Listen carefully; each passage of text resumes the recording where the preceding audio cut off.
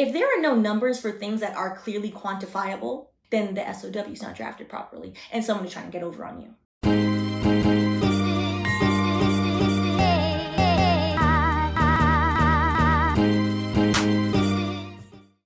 Welcome to Wine and Chill, your home for all things entertainment law shenanigans. I'm Stephanie, your friendly neighborhood lawyer. Well, if you're new here, not your lawyer, which brings me quickly to our disclaimer. By watching this video, you understand and acknowledge that this video is solely for entertainment purposes only, and you agree that you've read the full disclaimer down below in the description box. The agenda for this video, we are going to go through Joyner Lucas allegations against Karen Civil. We're also going to look at the statement of work. So the actual contract. And last but not least, we are going to talk about the Hot Mess Express that is that Clubhouse room. So for context, if you're new here, I used to work in entertainment. So what happened is when Jessie was awarded by the court, when the court granted her motion to strike the entire complaint, she posted on Instagram. Then Joyner Lucas, who is another artist, he then recounted his experience with Karen. I'm going to put it right here. Karen Civil robbed me for $60,000 about 6 years ago. Did me dirty. She didn't know I would ever go on to blow up. She got me for 60 racks when I was down to my last, and I hired her for consulting services. But Shorty typed a list of things she would do on behalf of my career, the SOW, to put me on. Soon as I sent the money, she stopped answering her calls. 6 years later, and here I am. Well, kudos to you, sir, for not letting this deter you. It's awful what he's alleging. It's awful. We'll get into it.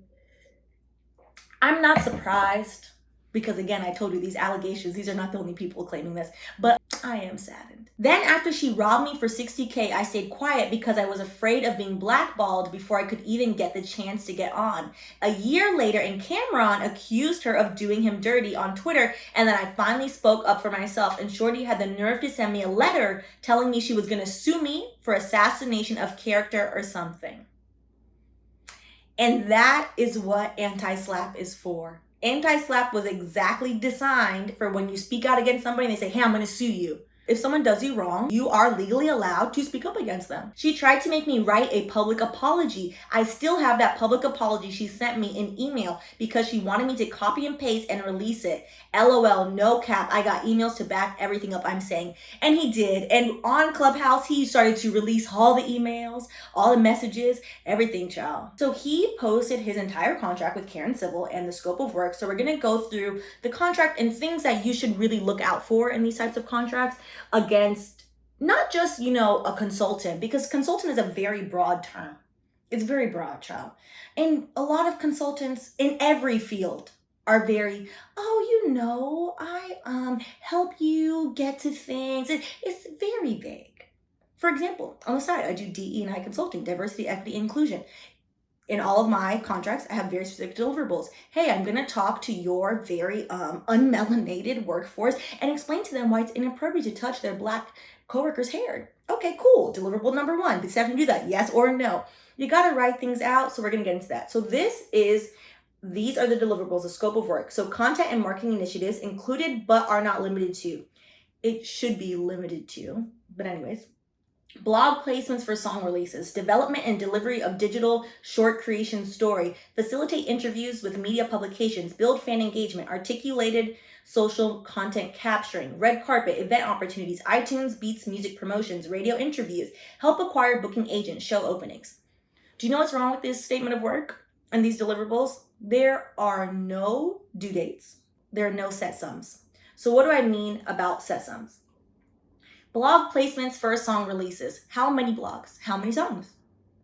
Actual deliverables, so that way you can go and say, hey, I'm paying for 10 blog placements for 2 of my songs. Okay, cool, check. Did you do 9? Fine, I'm still gonna give you your money, but you owe me the last one, whatever.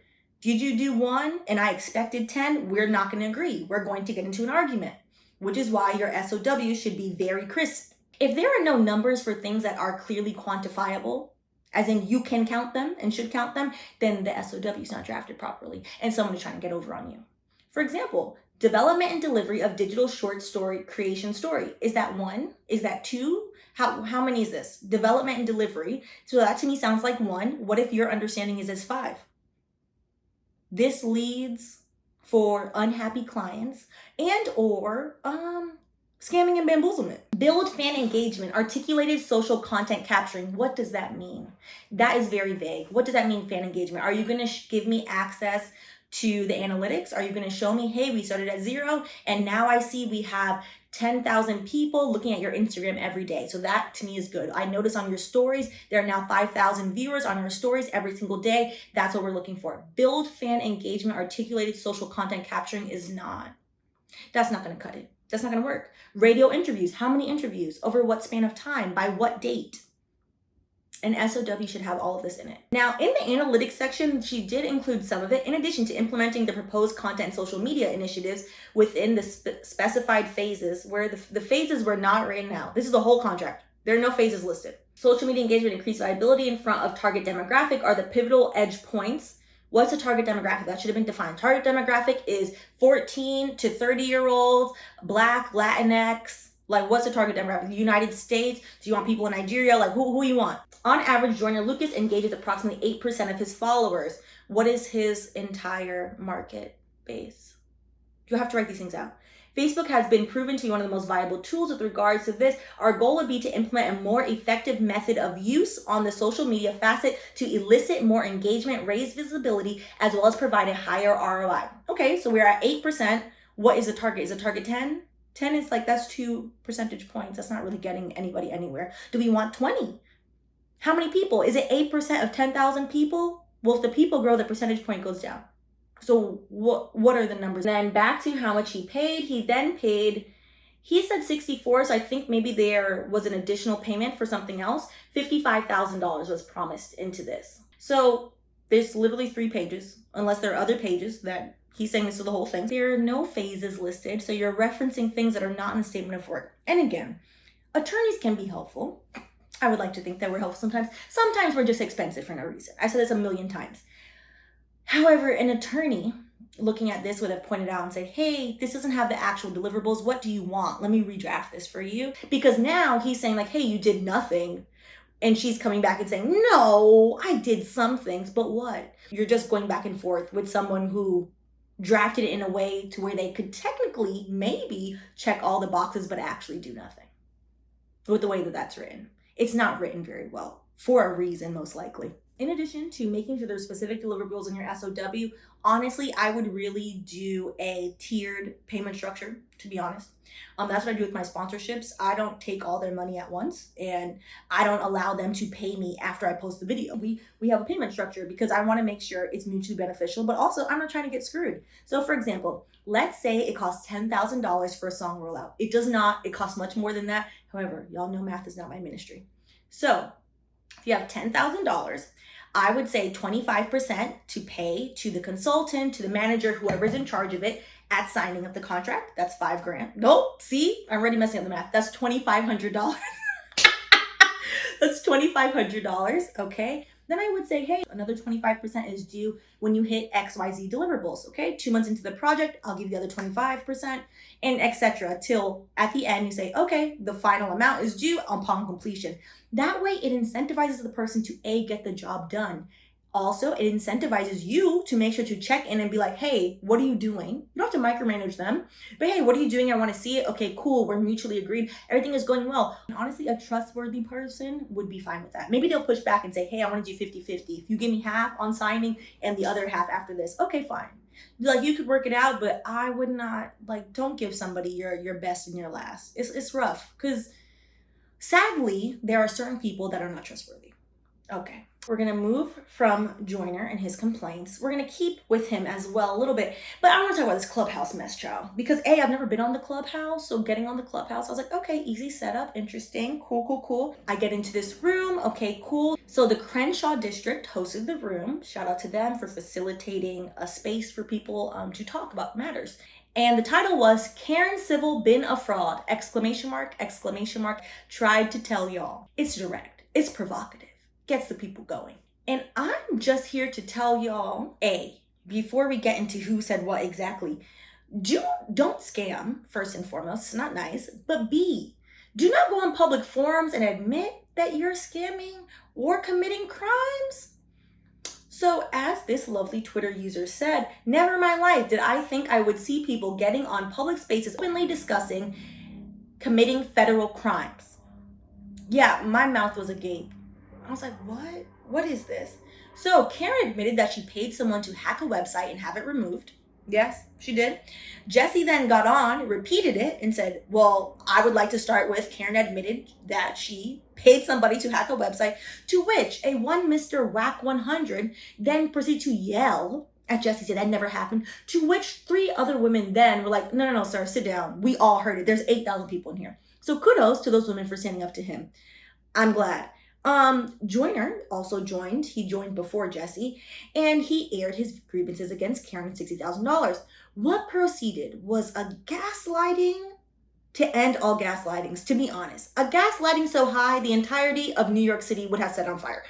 Karen was on, to which she blamed his management. His management should have supervised what she did with the money. That's not how this works. The contract is between her and him. You, as the contractor, as the consultant, are responsible for your deliverables. What does his management have to do with you, allegedly, according to him, not doing your job? All management does is make sure, like, hey, we paid the contractor, the vendor. Okay, cool. They're supposed to do these. Okay, I followed up with them. There are no dates in those deliverables. There's no dates. There's no time to be like, okay, well, let me go pull up on you. This was due last week. Because the SOW is drafted so poorly. It's drafted so poorly. So that then happened. So let's be clear. He has a breach of contract claim. Hey, we had a contract. Hey, in my opinion, you broke your contract. He already stated he didn't go after her because he was afraid, which that happens to a lot of artists. It's very sad that they get bullied as new artists and people act a fool with them and they accept it. And then years later, they're like, you know what? I've been holding a grudge and I'm finna air you out. And that's what you're seeing. That's clearly what you're seeing. So the gaslighting derailed the entire conversation, to be honest. But let's go back to Mr. Whack 100. A, the name is fitting. B, if you're unfamiliar, he is the Game and Blue Faces and Ray J's former manager. Ray J's former manager and the other two's current manager. Back to the real issue of this middle-aged man. So besides yelling, literally yelling, I was not prepared. Clubhouse needs like a volume control. Talking over women and alluding to payola. Yes, if you're unfamiliar, payola is the illegal practice of bribing someone to use their influence or position to promote a particular product or interest. Certain people in the music industry are very familiar apparently with payola, as they mentioned it numerous times on this little chat, y'all. It's beyond me. It's beyond and above me. Why? Mr. Whack 100 then proceeded to derail the entire conversation and essentially, from what I understood, blame artists for being bamboozled and for allowing people in the industry to rip them off. At one point, Suge Knight was mentioned. You know, the conversation is going left when Suge Knight is an example. Again. I'd like to point out the culture of scamming artists only exists with certain people because they continue to scam other artists. Okay, cool. And if I was any of his clients, I would sincerely have questions after listening to that. As a side note, because it irked my spirit, deep in my spirit, many of those alleged managers in that chat, consultants, business people, industry adjacent homeboys and girls, had no clue what an itemized receipt was. There were a few people specifically asking, okay, but did you pay him? He paid you, and did you ever show him an itemized receipt of your work? To which people then said, there are no receipts in this business. That is not true. Just because you have no concept of what an itemized receipt is does not mean everybody is running their business like it's a mafia branch. It was very strange. It was very strange behavior, to be honest. And it reminded me why I now work in tech. So Karen Civil then, the Shade Room was awfully quiet about the whole endeavor. They had a post and delete. They then made a post with all of Joyner Lucas's allegations. At the end of the post, they had this statement by Karen Civil, which I'll leave it here so you can read it. I won't read the whole thing, but one part is very important. It's the part that she started with, which I'll read it verbatim.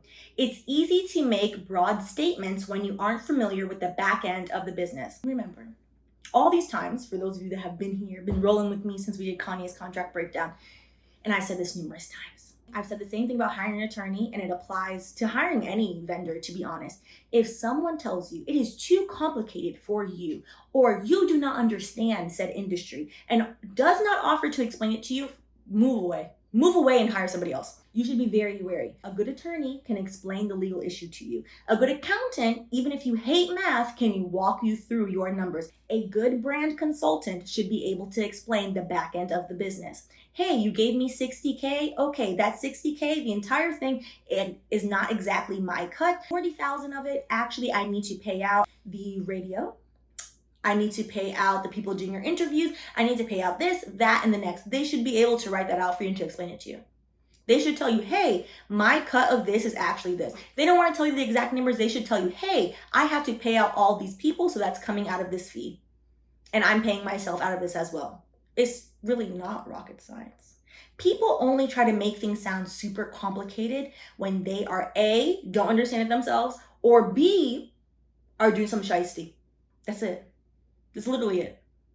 I could not have my job as a tech attorney, negotiating software deals, working with tech sales people, engineers, etc., if I didn't explain to them, hey, this law affects your group this way. We're talking about data privacy. Okay, I need you to build out how does our unsubscribe system work. I'm asking you this because we have new data privacy laws, which says we need to have unsubscribe systems. We need to make sure our analytics are run this way. We need to allow people to see what data we're collecting. How does this work? Can you explain it to me? Can I explain it to you? Every good engineer I've worked with has been able to explain basic API calls to me. All right, okay.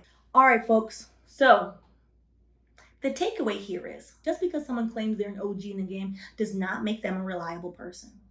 Look them up. See if anybody else has any qualms. So remember when we did the Migos lawsuit when they sued their former attorney and they were like, hey, the money is funny. What are you doing? And the more we looked into it, I was like, oh, this attorney has multiple lawsuits and complaints against them from other clients. That should be a red flag for new clients. Like, hey, old people complaining, don't have time. Don't have the time, walk away. So on that note, we're gonna see where this goes. There might be some other lawsuits sprung out of this, but yeah, an interesting weekend. All right, so on that note, if you haven't already, please go ahead and like and subscribe. If there are ever any lawsuits, any entertainment law adjacent questions, things like that you have, let me know in the comments. A few of you have asked, and you guys, every couple of weeks people ask, I don't say it all the time, I don't take on private clients. There are multiple reasons, to be honest, why I don't take on private clients. One is distress, child. Maybe we can do a live and we can do question and answer, and that might be helpful. So let me know if you guys would like to do that. Maybe we can do like a music live or like a music video where you guys just email me all your questions and then we'll just go through all of them. So I'm open to that. All right, so I'll catch you all in the next video.